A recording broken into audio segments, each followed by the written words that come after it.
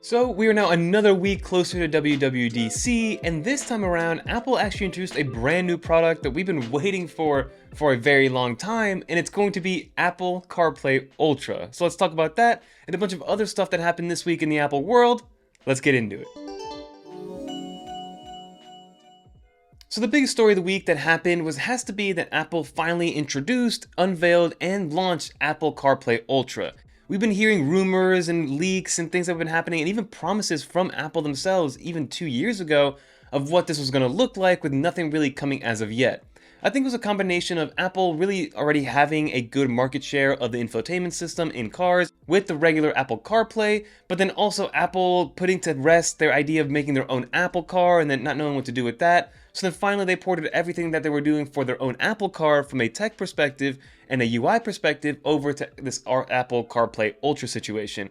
Again, the naming, I don't know what's going on with these naming monikers when it comes to a software for an infotainment system, but nonetheless, it is here. But before you go out to your car, plug your phone in or use wireless CarPlay, the only people that can use this right now are brand new Aston Martins. So it's going to be a very small subset of people that can do this.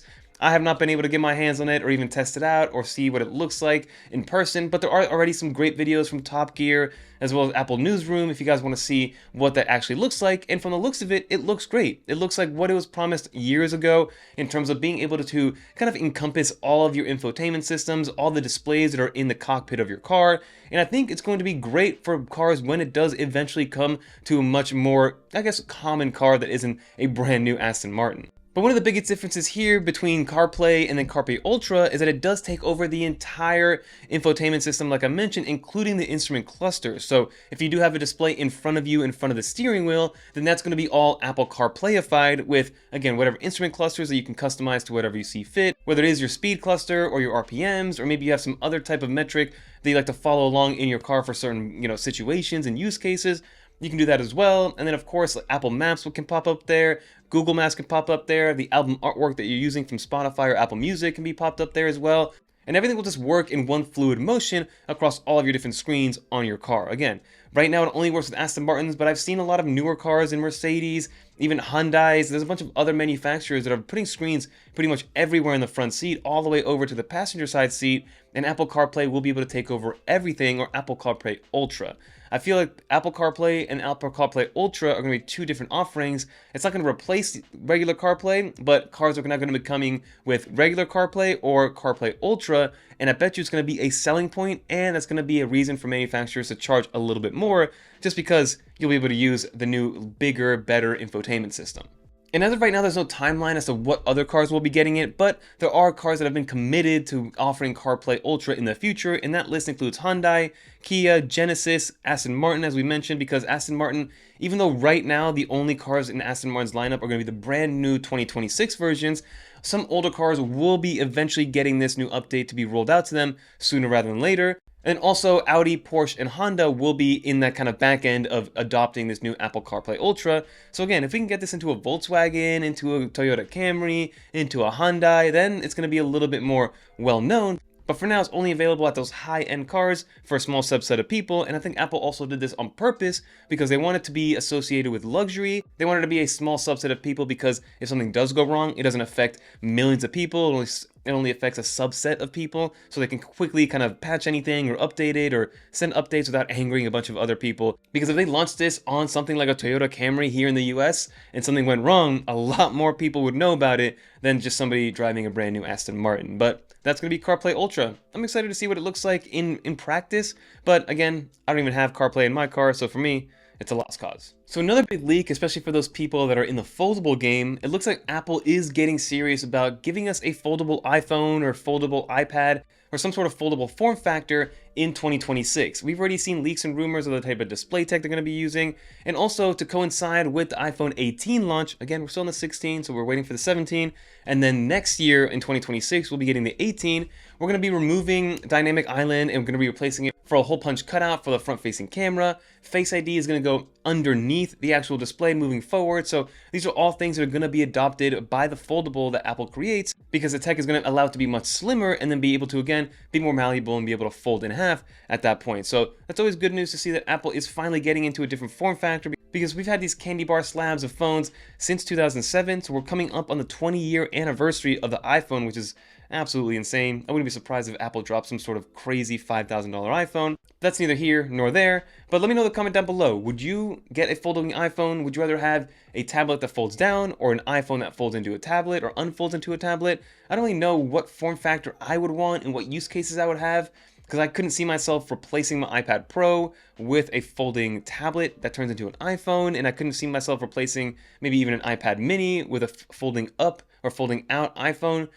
A lot of different things and use cases that are still yet to be seen, but Apple is working on it, and it's probably going to be a whole new product category for them in terms of maybe even running its own version of iOS and iPadOS combined. And then in that same light, as I mentioned, 2026 is going to be the year for the iPhone Foldable, whatever that looks like.